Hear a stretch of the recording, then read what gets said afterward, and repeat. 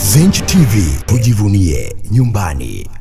Kuelekea kwenye hatua ya makundi katika michuano ya klabu bingwa barani Afrika, klabu ya Young Africans Sport Club wananchi imethibitisha kuwa itautumia uwanja wa New Amani Complex Zanzibar kwenye mechi zake zote za nyumbani kwenye hatua hii ya makundi ya ligi ya mabingwa barani Afrika kwa msimu huu wa 2025-2026. Na hilo limethibitishwa na meneja wa habari na mawasiliano wa klabu ya Young Africans Ali Shabani Kamwe leo hii Novemba 5, muda mchache uliopita, wakati alipokuwa kwenye mkutano na waandishi wa habari na kubainisha kuwa hatua hiyo imekuja baada ya uongozi wa klabu hiyo kufanya tathmini na kuangalia maslahi mapana kwa klabu ya Young Africans.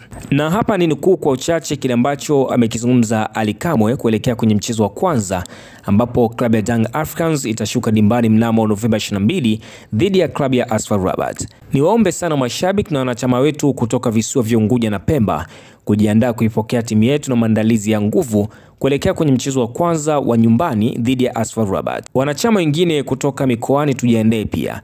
Tupo kwenye kundi gumu, lakini tukiwa wamoja, tukiendelea kushirikiana kwa umoja wetu tutatoboa. Hiyo ni kauli ambayo nimeweza kuinukuu kutoka kwa Ali Kamwe wakati alipokuwa akiongea na waandishi wa habari kuhusiana na tathmini ya klabu ya Young Africans kuelekea kwenye michuano ya klabu bingwa kwenye hatua makundi. Lakini pia Ali Kamwe hakuishia hapo na pia alitoa taarifa ambayo sio taarifa njema kwa mashabiki wa klabu ya Yanga na kusema kuwa mshambuliaji wao tegemezi wa klabu hiyo Clement Mzize anatarajiwa kuwa nje ya uwanja kwa takriban kwa wiki 4 mpaka 10, na yote ni baada ya Clement Mzize kufanyiwa upasuaji kutokana na maumivu ya goti ambayo yanamkabili kwa wakati huo. Ila kwa sasa ni kwamba Clement Mzize anaendelea vizuri na yupo chini ya jopo la madaktari akiendelea kupatiwa uangalizi wa karibu. Klabu ya Young Africans wananchi imepangwa grupu B katika hatua ya makundi katika michuano ya klabu bingwa barani Afrika, na klabu ya Yanga ipo katika kundi moja na klabu ya Al Ahly ya kule Misri, klabu ya AS FAR Rabat pamoja na klabu ya JS Kabylie.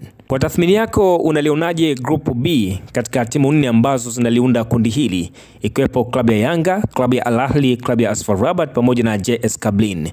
Unaamini klabu ya Yanga una nafasi ya kusonga mbele kwenye hatua ambayo inafuata ama safari yao katika michuano ya klabu bingwa itaishia hapa? Ningependa kupitia maoni yako kupitia section comment, lakini pia naendelea kukukumbusha kama bado hujasubscribe channel yetu ya YouTube, basi hujachelewa kufanya hivyo kwa ajili ya kuendelea kupata taarifa mbalimbali za kimichezo na burudani kwa kila siku na kila wakati.